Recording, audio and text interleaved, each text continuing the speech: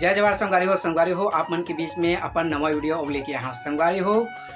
एमा जिन हमार छत्तीसगढ़ के जो संस्कृति धरोहर रीति रिवाज है जिन ला अक्ति के बर बिहाव नंदावा थे ए बर बिहाव ला बर सुघर लइका मन नान लइका मन बढ़िया अक्ति के बर बिहाव पुत्रा पुत्री के बर बिहाव करत है संगवारी हो। हमन ला संदेश देना चाहते जागरूक करना चाहते कि हमारे छत्तीसगढ़ के जिन रीति रिवाज संस्कृति धरोहर नंदावा थे एला झन नंदायल देव और बढ़िया जिन हमारे संस्कृति है ओला बढ़िया आगे और जागरूक कराओ संगवारी हो। लइका मन बढ़िया संदेश देवा थे आवा देखथन जेमा बड़ सुघर टिकावन पड़ा थे बड़ सुघर परघावा थे बढ़िया धूमधाम से बड़ सुघर से मनावा थे अक्ति के बर बिहाव पुत्र के बर बिहाव संगवारी हो। आवा देखथन जुर मिलके